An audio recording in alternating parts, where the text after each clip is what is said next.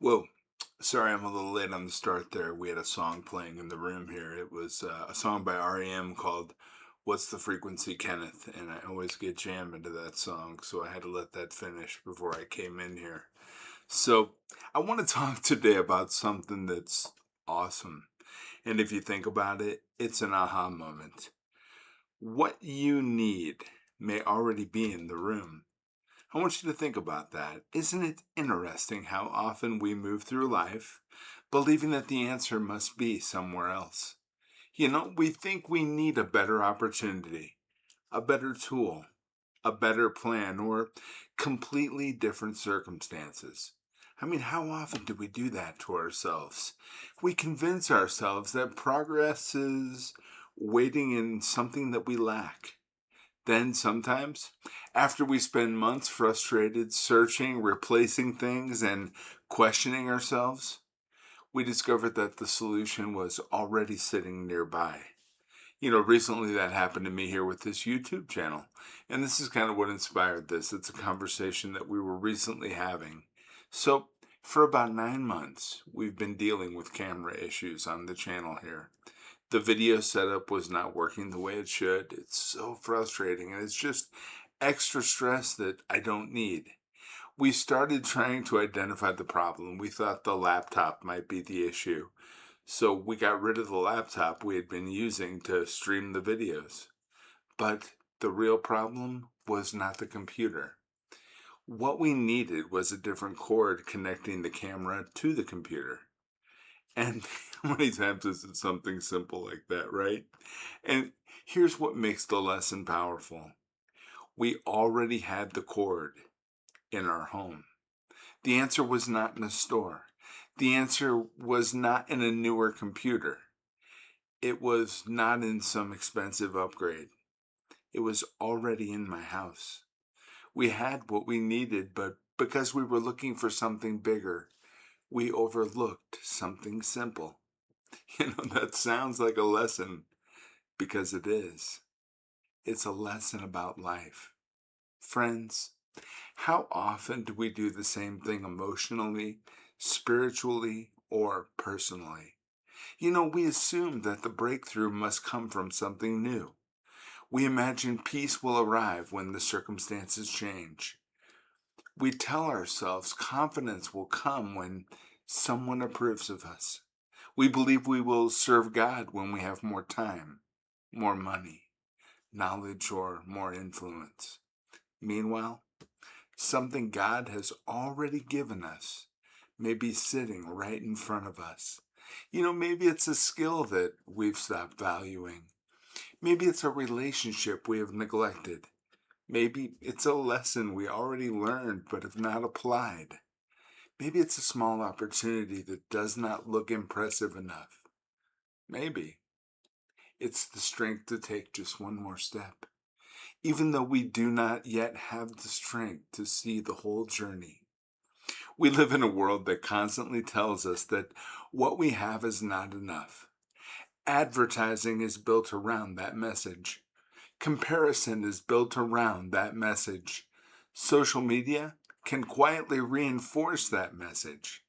Someone else has a better camera, a larger audience, a nicer home, a faster business, a stronger body, or a life that seems more complete. Soon, we stop asking, what has God already placed in my life? And we begin asking, what am I still missing? Jesus often taught people to look again at what was already present. One of the clearest examples is the feeding of the 5,000. Think about that. A huge crowd had gathered, and the disciples could see an enormous problem. The people were hungry, the location was remote, the need was greater than their visible resources. The disciples looked at the crowd and thought about what they did not have. They did not have enough money. They did not have enough food. They did not have enough time. They didn't have a practical answer, but Jesus asked them to look at what was available. A boy had 5 loaves and 2 fish. Humanly, it was not enough. It looked almost irrelevant compared to the size of the need. Yet Jesus did not dismiss the small provision. He received it, gave thanks, broke the bread, and used what was already there. The miracle began with something that could easily have been overlooked. Jesus could have created food in any way, but he drew attention to what was already in their hands. He showed the disciples that small does not mean useless. Limited does not mean worthless. Ordinary does not mean powerless when it is placed in the hands of God. Sometimes we're waiting for God to send us something dramatic while He's asking us to notice something ordinary. We're asking for a new computer, and the answer is a cord that's already in the house. We're asking for a new direction, and the answer may be the responsibility already in front of us. We ask for a bigger platform, and the answer may be to serve the few people already listening. We are asking for more confidence, and the answer may be to act faithfully while we still feel uncertain. We are asking for a completely different life, and God may be showing us how to use the life we have more wisely. Think about that. This does not mean we will never need anything new. I get that. There are times when a new tool, a new relationship, a new opportunity, or a major change is necessary. Faith is not pretending that every solution is already visible. It's not refusing help or resisting growth. You see, the lesson is that we should not overlook what we already have simply because we assume the answer must be somewhere else.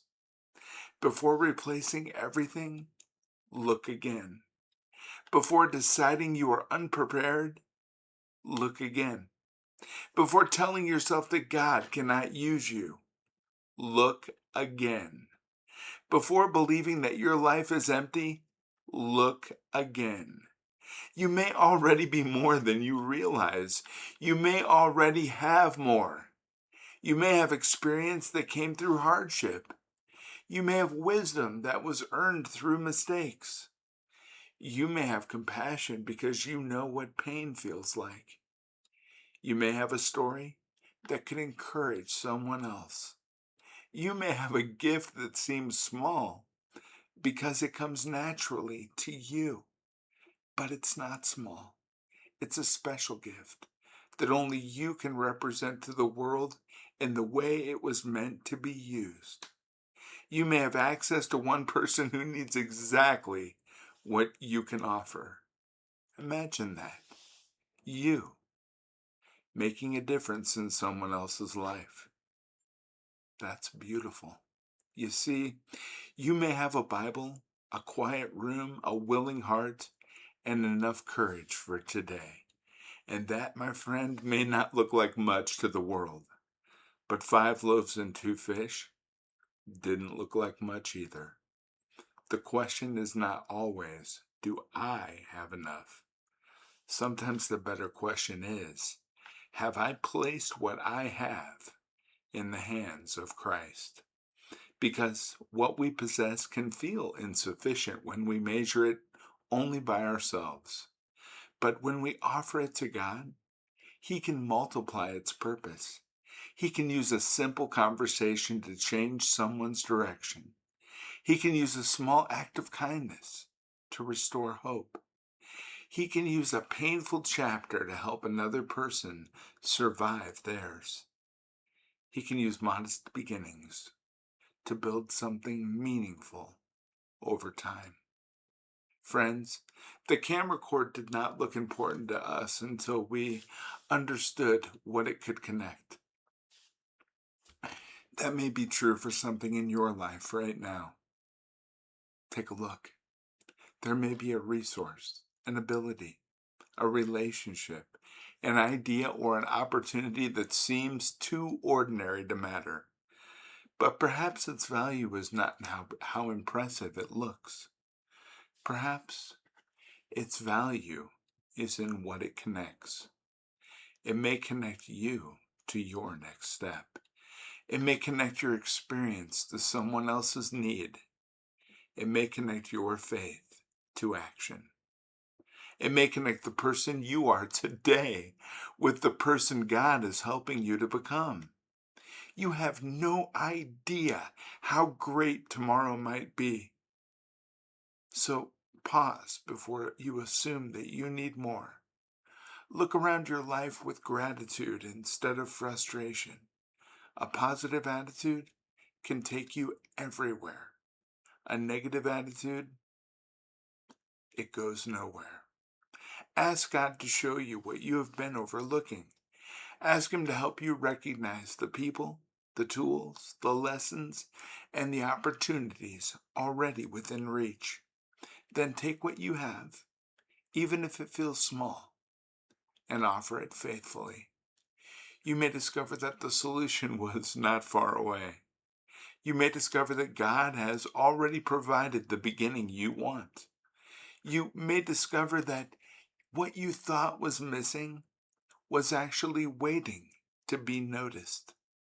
And perhaps the next breakthrough in your life will not begin when someone new arrives. Perhaps it will begin when you finally recognize that it's already in the room today. My name is Douglas Vandergraph, and I believe in Jesus Christ. God bless you, everyone, every single one.